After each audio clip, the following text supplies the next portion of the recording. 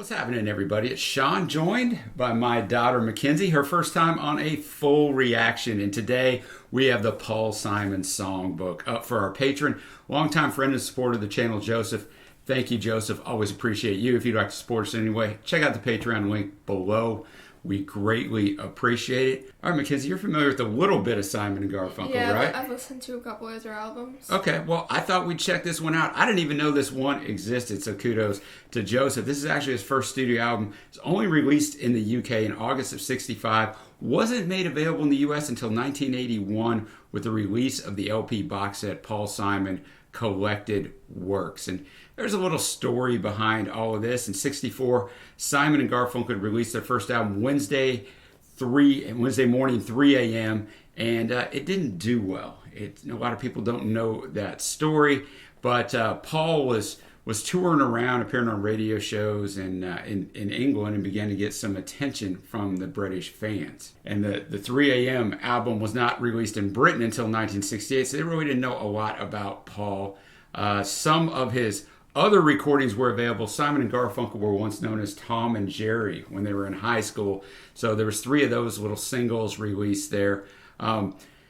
The other single that was available there was a single under the name of Paul Kane. Had never heard of this either. It's a pseudonym that Paul Simon went under. He was still under contract to Columbia, so he could record for their British label, CBS Records, and therefore decided to record a set of tracks for release to his folk audience as he was traveling around there. So this is the result of that. And Simon recorded the album at Levy's recording studio in London, and that was over several dates in June of 1965.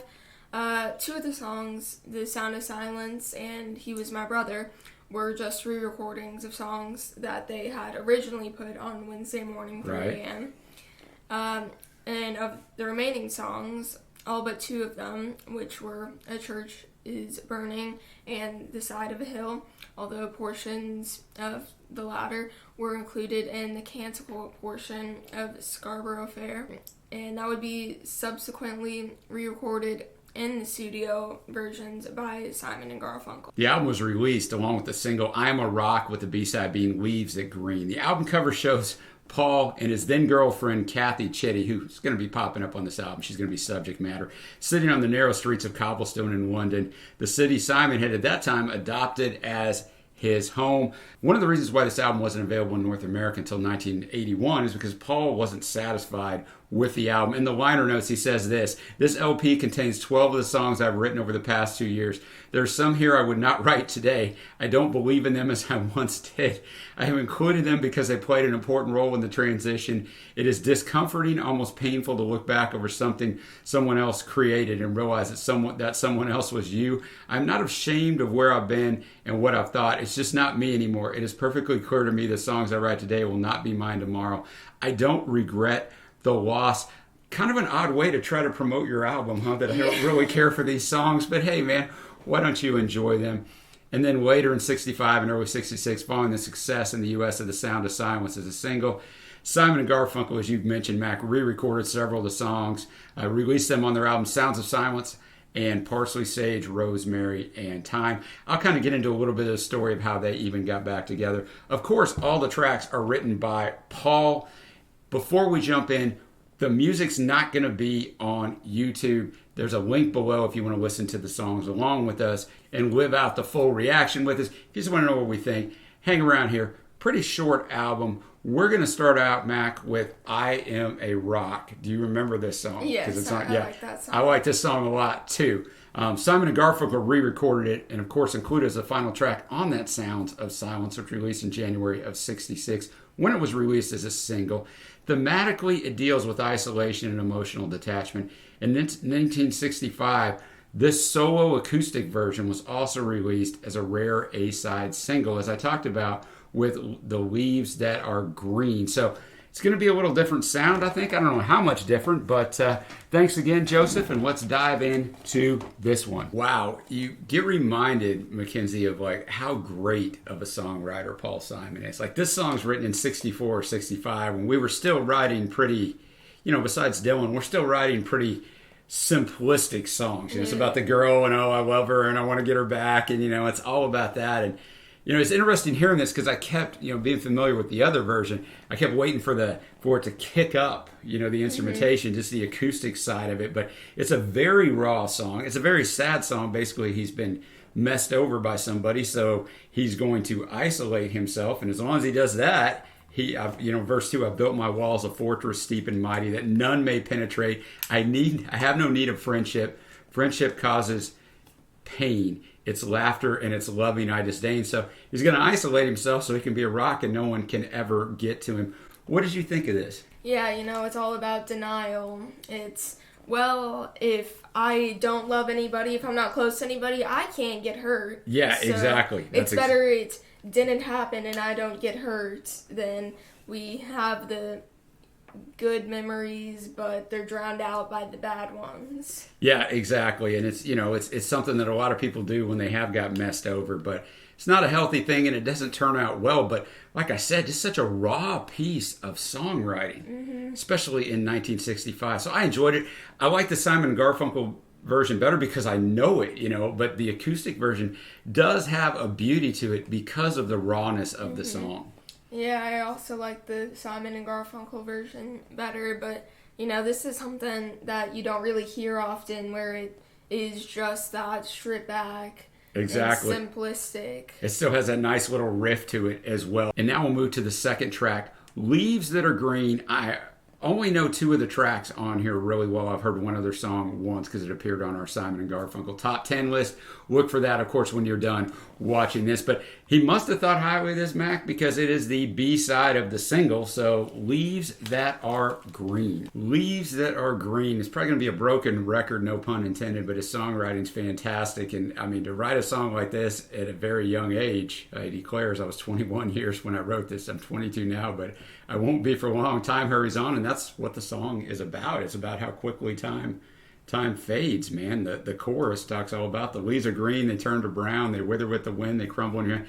Time is that one thing, Mac, that we can't get back, and Paul's already realizing that at a young age. I like whenever songwriters and singers kind of write about when they wrote the song and kind of it's not just the story of the song. They actually put in, hey, I wrote this. This isn't just a story that happened. I had to sit down and write this, and I like whenever people mention that, Yeah, it makes it more personal, doesn't it? Mm-hmm. There's not a lot of lyrics to this. It's the idea. He revisits the chorus 3 times, and really 4 because he hits it up in the outro, and that's kind of the beauty of it. 3 little tiny verses, and just with that acoustic, a song like this kind of hearkening to someone who's young like you are, but hearkening to someone who's older, not old, but older like me, that time is always fleeting. And you almost feel that all your life, right? I mean, you're about to go into high school. You can probably remember when you were in elementary like yesterday, but time goes so fast. It just rapidly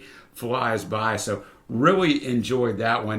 And now we're going to go to the third track on this album, A Church Is Burning. And it's one of the longest tracks. I think there's only 3 songs of these 12, Mac, that are 3 minutes long. Because, hey, man, it's the mid-'60s. We don't make 3-minute songs. All right, A Church Is Burning. Starts out with the chorus, a tactic that Paul likes to use. A lot of songwriters don't use that. Neil Young uses it quite a bit as well. But he sets the stage right away, Mac. The church is burning. The flames rise higher like hands that are praying.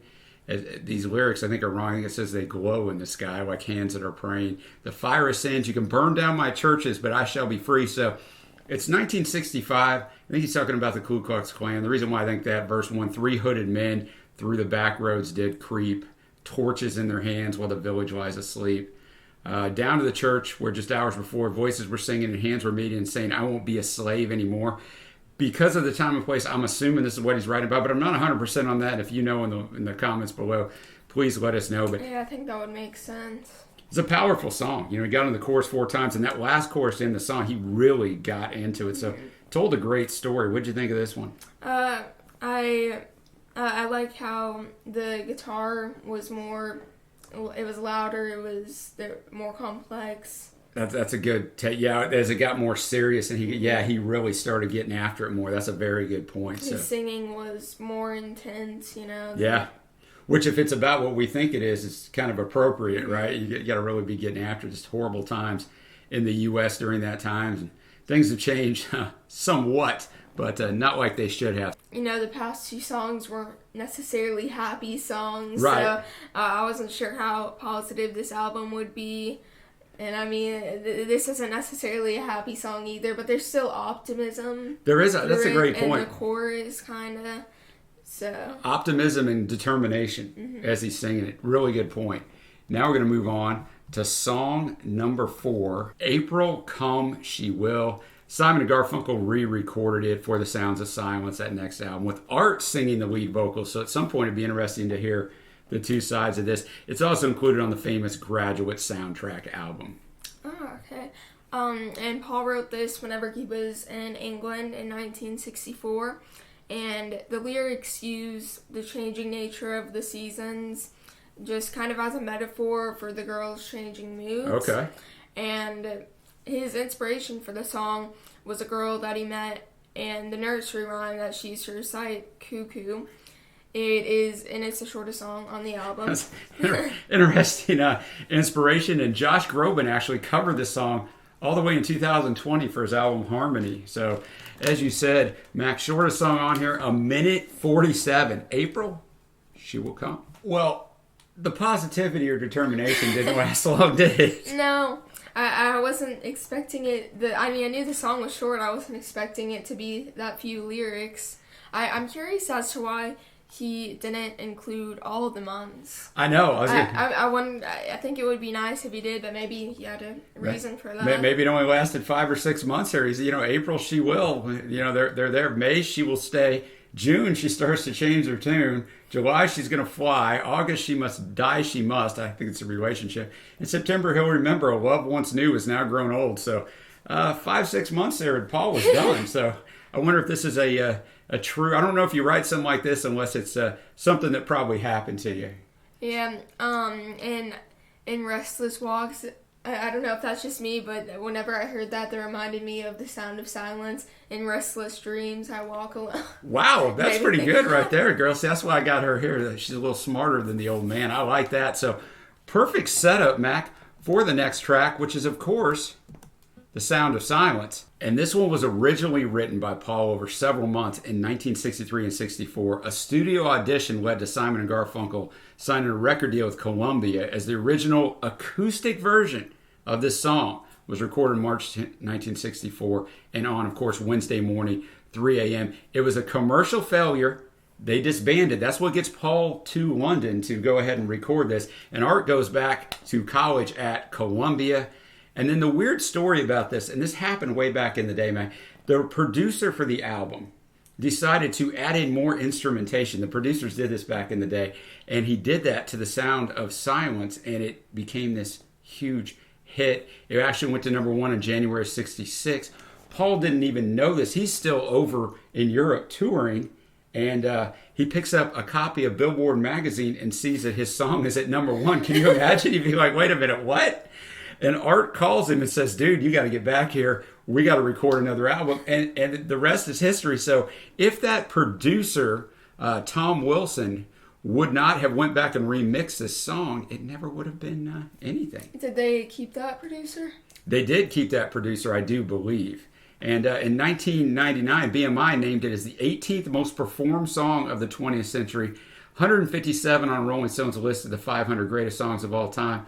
And I'm sure Paul was happy that it was recorded so much and performed so much because he's a songwriter, and he got the money for it. So I've never heard this version. I don't know what this is going to sound like.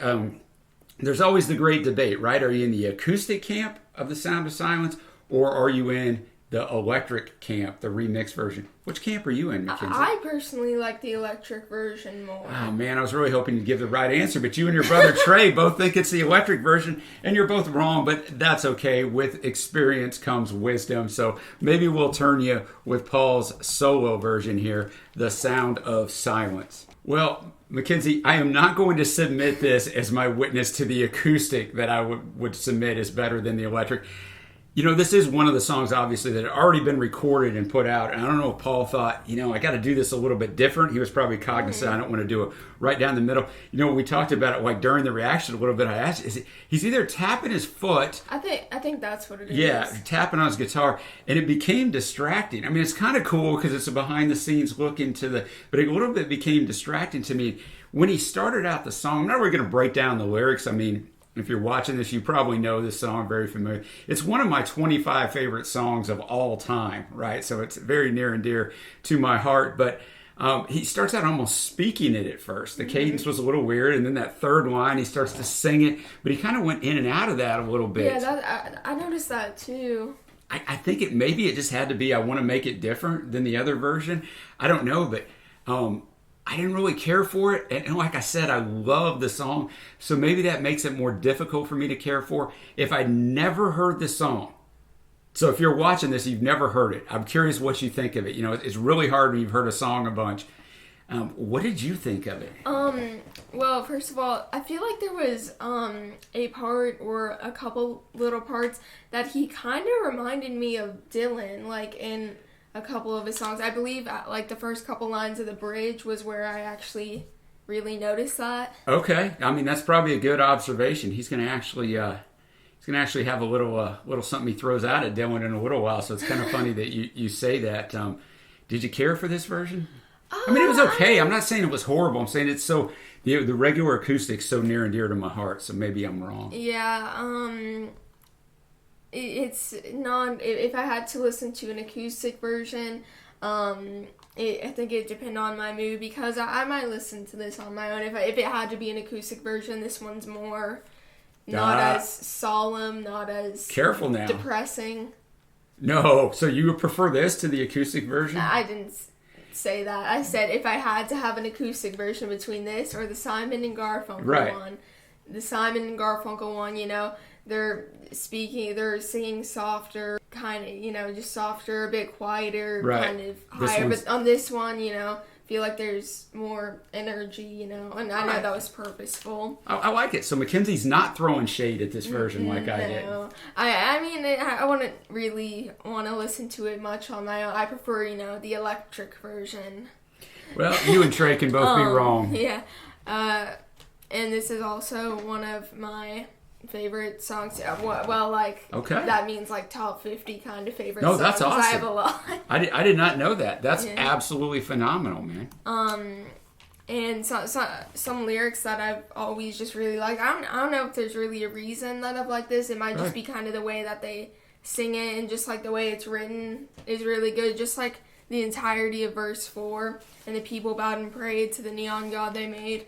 And the sign flashed out its warning in the words that it was forming. And the sign said the words of the prophets are written on the subway walls and tenant halls and whispered in the sound of silence. I've always just thought that was just such a beautiful verse. No, that's a great point. Yeah, I love it, man. I was singing it in my head as you were reading it. I was singing it as Simon and Garfunkel in that iconic acoustic version on Wednesday morning, 3 a.m. Yeah. Okay. Because, sometimes I'll listen to songs and I'll just listen to my favorite parts of it sometimes. Okay. And if I do that with the sound of silence, that is what I listen to. And one more thing here. I think on verse 3 when it says people talking without speaking, people hearing without listening, I feel like that's a very meaningful thing that...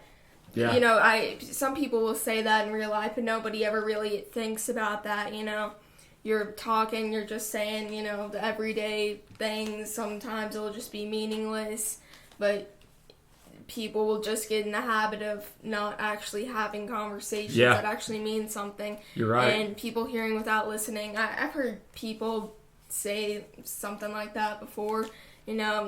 You know what's happening, hearing as in you're aware of your surroundings, You know what somebody just said, but you're not paying attention, you're not thinking about it. You're not really internalizing it. Yeah, you're not looking for any meaning. It's just like, oh yeah, that's cool.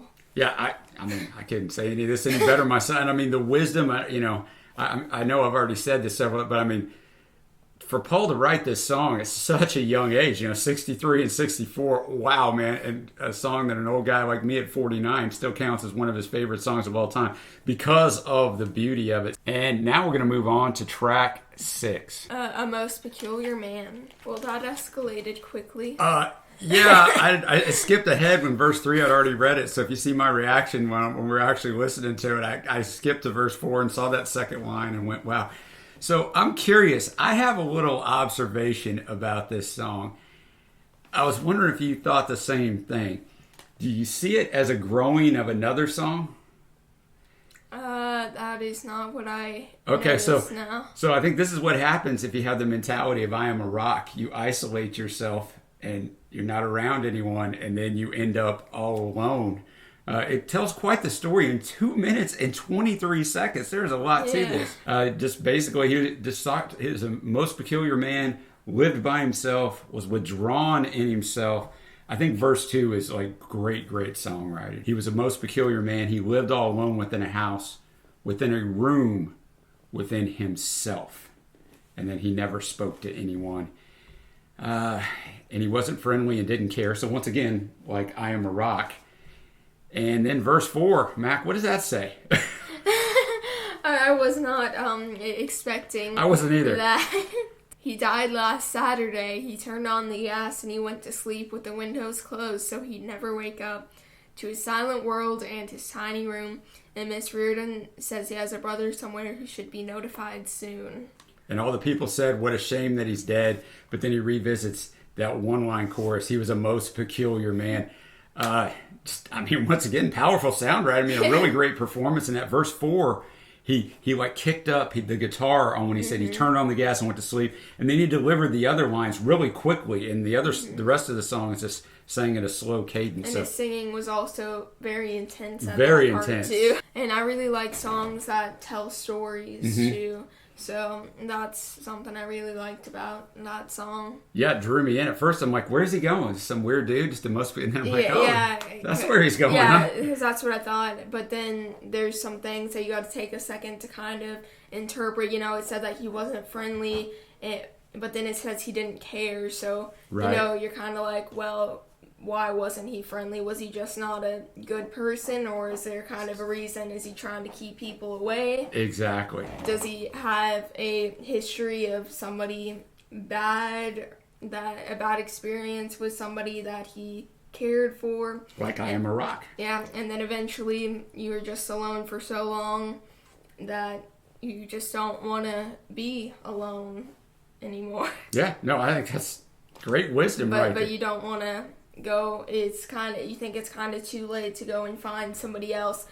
And like Miss Reardon telling all these people know about him, so it's like he already has this reputation, right? And it's going to be hard for him to erase that and create a new one. Jeez, man, Mac is dropping her freaking crazy wisdom. That's exactly right. People pigeonhole you and you believe you are what you are, and they'll always see you that way. You know what it's time for then, Mac? It's time to move. That's what it's time for, not move in the way he did.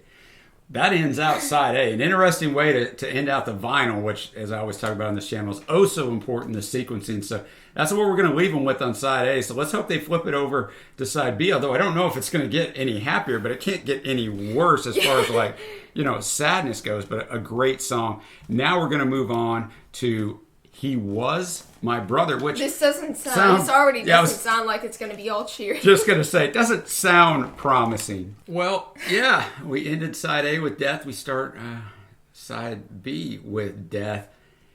This is definitely about civil rights. It's interesting. That's what I thought. Yeah. I thought it too, and then it came to the line that's on the Genius official lyrics is this town's going to be your burying place, but that's not what Paul said. He said Mississippi. And so obviously tons of civil rights stuff. There's a movie called Mississippi Burning that's fantastic, made in 1988, that shows some things that went on there. So yeah, what kind of made me think that was, the timing and they shot my brother dead because he hated what was wrong. He died so his brothers could be free. That's what really made me be like, yeah, that's what this is about. Yep, and he called him Freedom Rider. So Paul's saying he was 18 at the time. His brother was 23. They told him, go home, outsider. This town's going to be your burying place. So they end up killing him. I think a powerful performance. The power grew in it, which is kind of what has been happening is the lyrics became more intense. His voice became more intense. The guitar became more intense. I just think a fantastic performance. Yeah, something I noticed on this song was he was on like a lot of the lines. He was holding the notes and stretching out the words. And he hadn't done that yet. And especially like on the very last free, just the last word of the song. And on the last 3 lines, he was my brother and he died so his brothers could be free. He died so his brothers could be free. His voice, he like sang a lot higher on that, and I really, really like his voice like that. Yeah, I thought it was tremendous. And I think it's interesting because it's revisiting the topic of a church's burning. So there's a little bit of thematic stuff here. It's also interesting because he recorded this album, as we talked about, just to be released in England. So this is an American problem. Oh, yeah. So they were never going to really hear this. So it's interesting to know that this is where his heart is and what he's pouring out at this time. So now we're going to move on to Kathy's song, which is about Kathy Chitty, the woman who is on the cover. You got to look at the cover of this if you haven't. For me, one of the joys of Simon and Garfunkel is the absolute, you know what I'm going to say, the awkwardness of all their album covers. Yeah. I think Paul was starting to get this down to a science early on. So if you want to know who Kathy is, check out the cover. Let's check this one out. This song had a little guitar outro on there, which we haven't had before. And I think it's fitting because it might have been his best guitar work on here. Just a tune that, he's away from Kathy. He loves her. He's away from her. He's having a hard time writing his songs.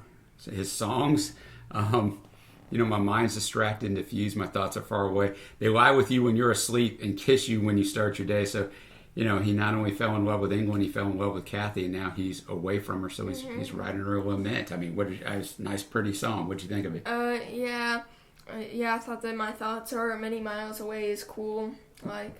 Yeah, those are my favorite lines in there. Yeah, And at the end of verse 2, once again, like in an earlier song, he mentions writing a song in his song. Yeah, that's right. Yeah, like you mentioned, being 21 and 22, and that. Yeah, you're right. So yeah, I enjoyed this one. I have a lot more to say about it. I didn't like this one as much. You want that? It kind of lost my attention. Okay. I was not going to end up being one of my favorites either. And now we're going to move to the third song on side B, The Side of a Hill. This one, just like the first song on the side, He Was My Brother, written by Paul Kane, who of course is Paul Simon. Well. Yeah, the positive vibes continue, right? A short little song that's very stripped back. No chorus, didn't need to be one because it's just talking about the side of a hill and a 7-year-old losing their life. While a soldier cleans and polishes a gun that ended a life at the age of 7 years. And the war rages on in the land called Somewhere, and generals order their men to kill and to fight for a cause they've long ago forgotten, while the little cloud weeps on the side of a hill. I think just more of a, Vietnam is not really a full-fledged war by any means at this time, but, war was a big part. A lot of people alive during this time went through World War II, and then the Korean conflict, and now you got Vietnam coming, so I think it's more, trying to draw eyes to, look, man, this war is, nobody wins, and and fight for a cause they've long ago forgotten. Yeah, that's my favorite line. Just go kill these guys. Why? I don't know. We don't even remember now. So that we can fight for our country. Yeah, it's the pointlessness of war. So I don't know. That's really all I got to say about that one. There's not. What do you think? Yeah, I really like that one. On the line that ended a life at the age of 7 years, I actually got chills on that. I'm somebody that will sometimes get chills on songs. That's like in the past year though. That's good, man. You're feeling it, Mackenzie. You're feeling the music, and that was that was powerful.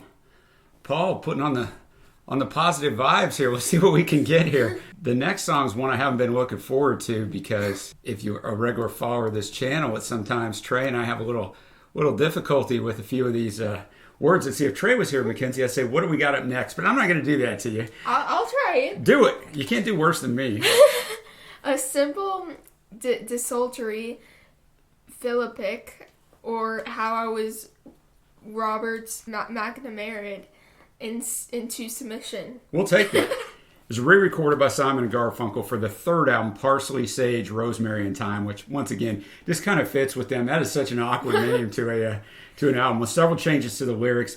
it has a list of names in here, so it was revised for that because I guess they updated the names. But it's here's we get back to Mr. Robert Zimmerman, aka Bob Dylan. Mac, you can read part of that. It is generally considered a parody of Dylan's writing style, especially that of Subterranean Homesick Blues, which was released on Bob Dylan's 1965 album, Bringing It All Back Home.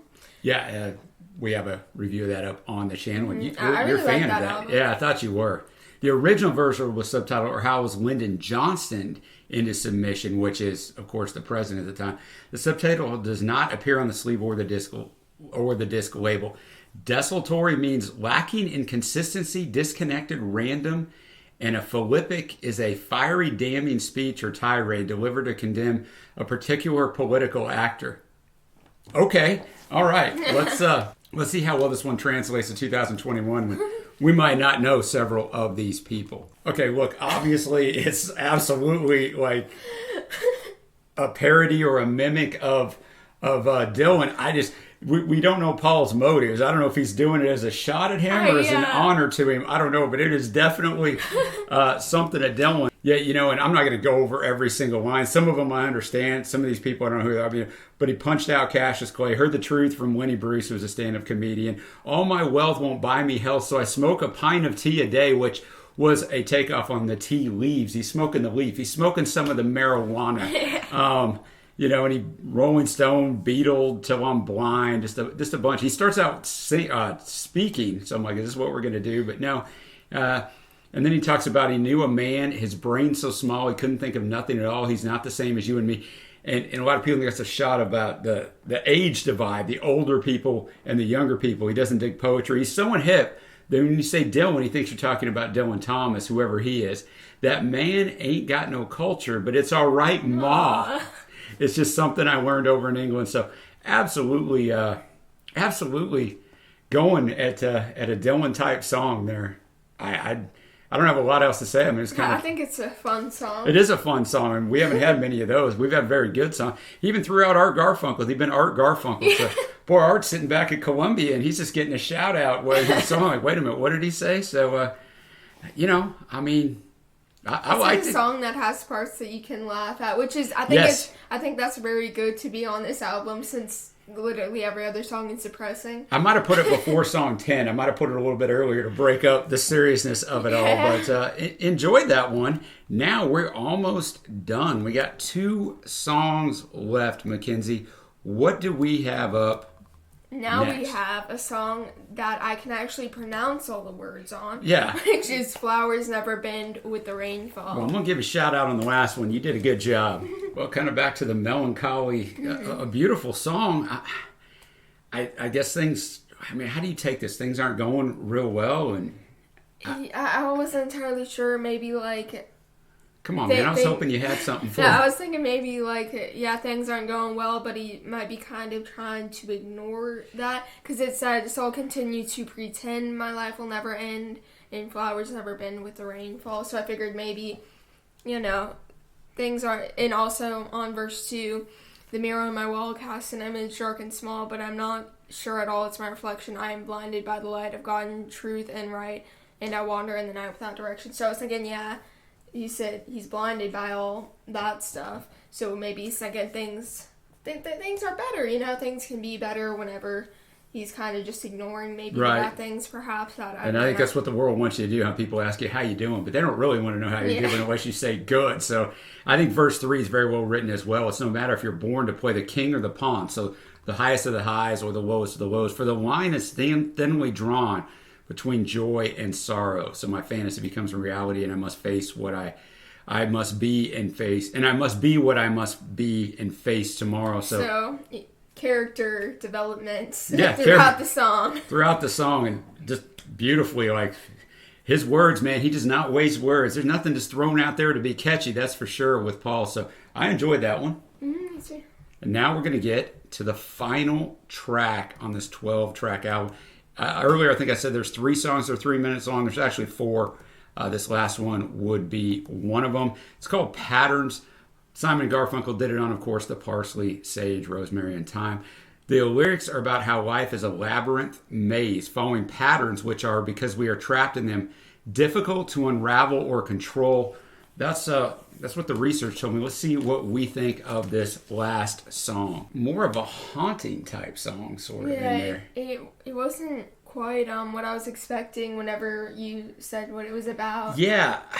Kind of expected it to be more everyday life, just being the same, but it was more specific. Yeah. Had more like details and like the songwriting, in-depth stuff. Yeah, I thought he painted a really good picture throughout the song, but in verse 2, up a narrow flight of stairs in a narrow little room as I lie upon my bed. So I pictured all. Yeah, I had a nice mental image of that. In the early evening gloom, impaled on my wall, my eyes can dimly see the pattern of my life and the puzzle that is me. I think he's trying to say you got to fit in your life. You got to fit into this certain way of living that the world kind of forces you to do that. That's kind of what I got out of there, because verse 3, from the moment of my birth to the instant of my death. I like to play on moment and instant. There are patterns I must follow. So just as I must breathe each breath, like a rat in a maze, the path before me lies and the pattern never alters until the rat dies. So until he dies, because he's saying he's like a rat in a maze. Interesting to end the album this way, because it's unlike a lot of the other stuff. It's interesting to be the last thing that you hear. Yeah, and just the tone of it, too. Yeah, very dark. I liked it. It's just an interesting way to end off the album. Anything else to add there? You ready to get to our favorite tracks? I also noticed that he mentioned this kind of civil rights, racism kind of stuff, that like the color of my skin on there. Yeah, I thought that was interesting.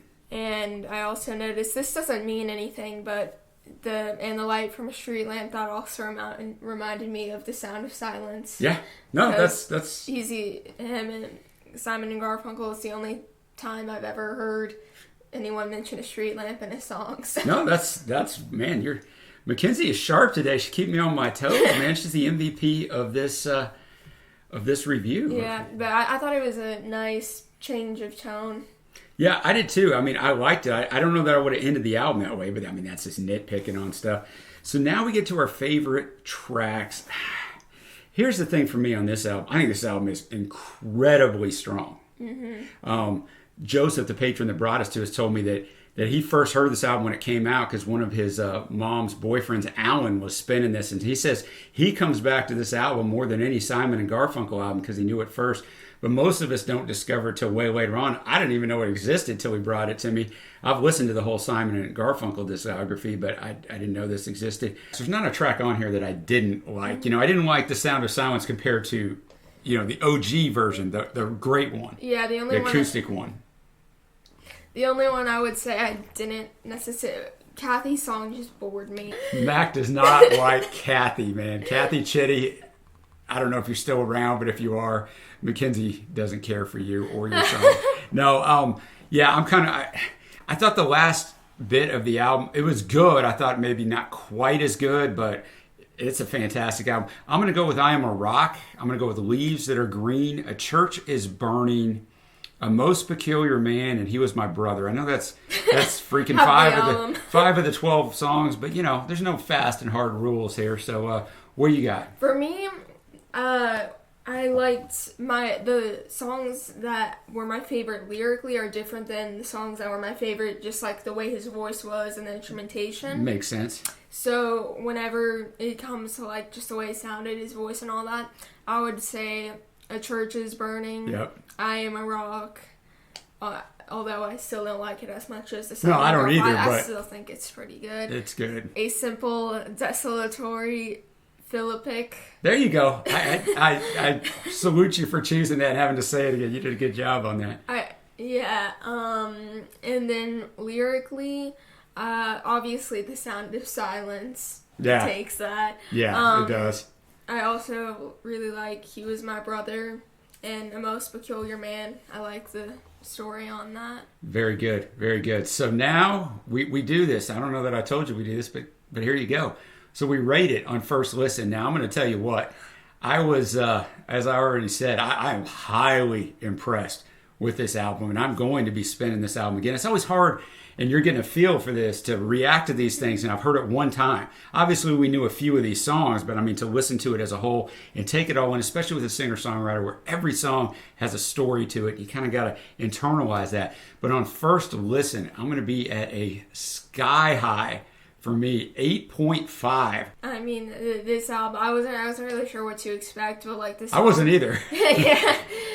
The songwriting was just crazy, you know. I don't really listen to a whole lot of things that have like this deep lyrics. Or right. If I do, I don't really pay attention to them all right. too much. Look into them. So I'm gonna give this album Can I give it an 8.52? Yeah, you're allowed. You're allowed. Just say great minds think alike. No, I think it's a fantastic score. I will go off and say I think this might be a better album than any Simon and Garfunkel album. So wait till we get it. Because I think all the Simon and Garfunkel albums are good, are really good. But I think, you know, they're not totally consistent. And I think this was really consistent. So this might, and I know there's a lot of similar themes in this. I noticed songs that have the same thing, or like even just a few lines intertwined, and that is similar to another song. Well, I'm going to tell you, Mackenzie, you did a fantastic job, and I'm not telling you that because you're my daughter. Not that I didn't expect you to do well, but wow, you're the MVP of this review. I think I'm going to have to recruit Mackenzie for a reaction or two every single month, so I really appreciate it. Thank you, Joseph, for bringing this to us. You know, just Mr. Simon, a man with one mic, an acoustic guitar, and his voice, and just put out this fantastic thing in his early 20s. So everybody, thank you for joining us. Let us know what your favorites are below. And if you want to come after me in the comments because you think that it's not nearly as good as the Simon & Garfunkel albums, feel free. I understand, guys. But and if you would like to educate him on the fact that the electric version of The Sound of Silence is, in fact, superior to the acoustic version, please, I beg of you, do that. I might have to delete all those. No, I wouldn't do that to you. But everybody else, just listen to them on repeat. Not this acoustic version, though, the Simon and Garfunkel one. But thank you very much, Mackenzie, for putting your time in here and joining us. And until next time, guys, we will see you.